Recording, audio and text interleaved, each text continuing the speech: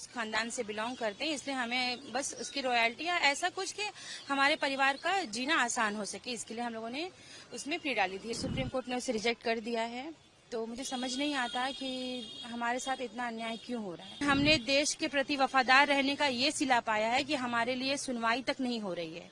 हमारा financial background इतना strong नहीं है कि मैं बार बार कोर्ट जा पाऊँ। वो हमारे रेड फोर्ट के क्लेम के लिए, मतलब क्लेम देखिए वैसे तो मिलने वाला तो है नहीं लाल किला, लेकिन हमारी ऐसी स्थिति है, हम लोग उस खानदान से बिलोंग करते हैं, इसलिए हमें बस उसकी रॉयल्टी या ऐसा कुछ कि हमारे परिवार का जीना आसान हो सके, इसके लिए हम लोगों ने उसमें प्ली डाली थी। लेकिन आज वो रिजेक्ट हो गई। इससे पहले भी हाई कोर्ट में वो 2 बार रिजेक्ट हो चुकी है, तो आज सुप्रीम कोर्ट ने उसे रिजेक्ट कर दिया है।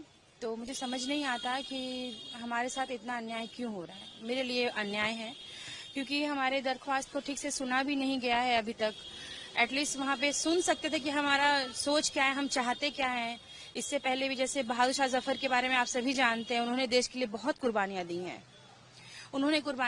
उनके बच्चों को काटा गया है सबके, मतलब उनके आंखों के सामने।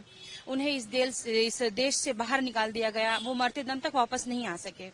इतनी कुर्बानियां देने के बाद भी, वो भी देश के लिए उन्होंने कुर्बानियां दी थी। अगर वो चाहते तो अंग्रेजों से हाथ मिलाकर आराम से रह सकते थे।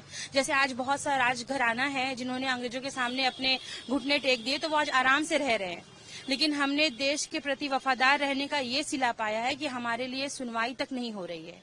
सरकार भी हमारी तरफ ध्यान नहीं दे रही है। इससे पहले भी मेरे नाना बेदार बख्त, उन्होंने कई बार सरकार को लिखा है चिट्ठी वगैरह कि हमारे ऊपर ध्यान दिया जाए, पर उनकी चिट्ठी को भी हमेशा ही अनदेखा कर दिया गया है।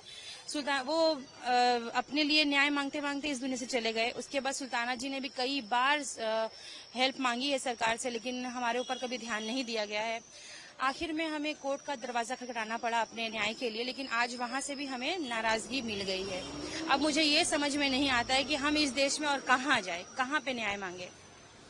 अंग्रेजों ने इतने जुल्म किए हमारे ऊपर, इसके बाद अब इस सरकार में भी अगर हमें न्याय नहीं दिया तो हम और कहाँ जाएंगे। मुझे ये बात की समझ नहीं आती है। इसके बाद मैम आप लोगों का नेक्स्ट मूव क्या होगा, क्या स्टेप इसके बाद?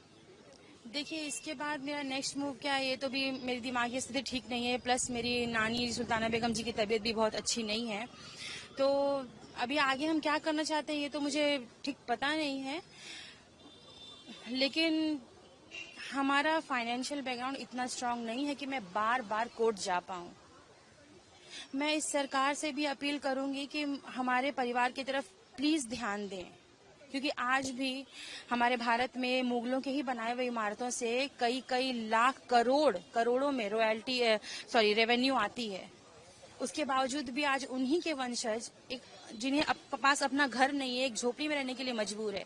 तो ये शर्म की बात है, ये बहुत ही शर्म की बात है। फिलहाल लड़ाई तो जो है वो जारी रहेगी।